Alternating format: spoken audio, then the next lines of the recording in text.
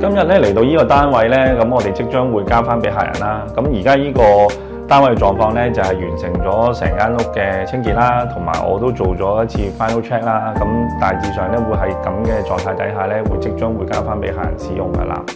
咁我行入少少咧，我先講咧一啲設計改建嘅部分啦。咁而家我嘅左手邊咧，弧形天花呢一個範圍咧，其實係原本嘅梗廚嘅設計嚟嘅。咁我就將呢個間隔牆咧就拆除咗啦，變成一個開放式嘅廚房啦。咁其實我想個飯廳咧，就比起原裝擺放方式咧，移近少少呢一邊咧，令到個廚房同埋飯廳嗰個互動嘅氛圍咧會提高啲啦，同埋喺個功能性使用方面，我覺得如果喺聚會多啊，同朋友喺度 gather 嘅時候啊，會開心啲咯，所以我哋就有一個咁嘅設計嘅改動啦。廚房設計方面咧，我嘅用色咧，今次用咗都係比較大地色系啲啦，柔和啲啦，個感覺係咁。另外咧，我喺揀材料方面咧，就用咗啲紋理豐富啲嘅，譬如係而家睇到嘅牆身嘅瓷磚啦。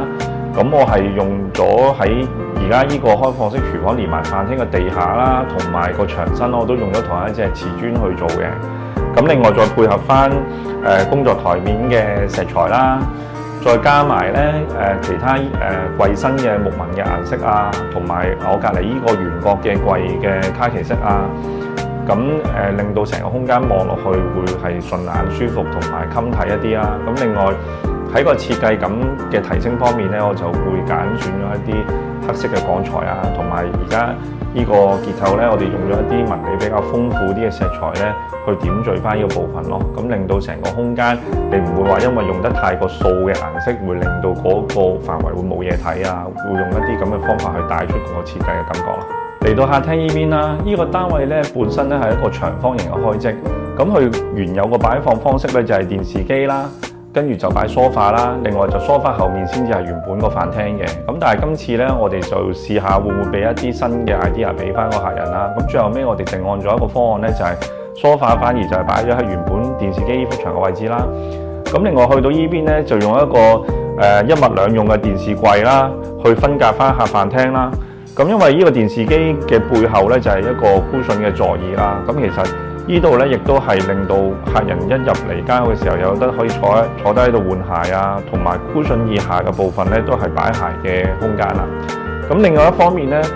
因為咧呢一個座椅同埋飯廳咧都係好近嘅位置，所以我哋其實呢一個空間咧，人多嘅時候咧一齊聚會咧，都有多啲嘅位置可以同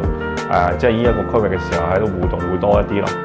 我而家企緊呢個位置咧，舊陣時個擺放方式就係個梳化背脊面向住鏡頭嘅，咁佢只能夠咧望到我身後邊電視機幅牆啦。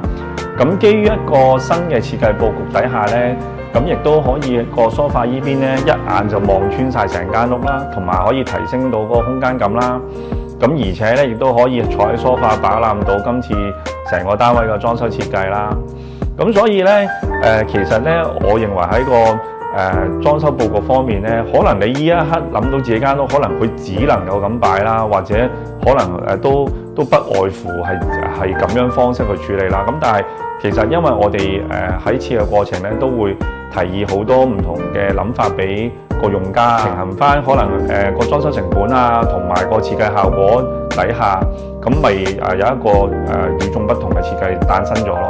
咁所以如果大家都考慮緊裝修嘅時候啦，都可以放膽一啲俾設計師去諗一諗間屋有機會變成點啊，或者喺個功能方面呢一刻有啲乜嘢係覺得冇咁好用啊，咁可能將呢啲信息全部都傳遞翻俾設計師之後咧，可以令到間屋嘅缺點可能有機會改善咗啊，提升翻呢個空間嘅設計感啦。咁我哋今次咧分享呢間屋嘅設計咧就係咁多啦。咁希望嚟緊都仲有一啲新啲嘅單位可以同大家介紹一下。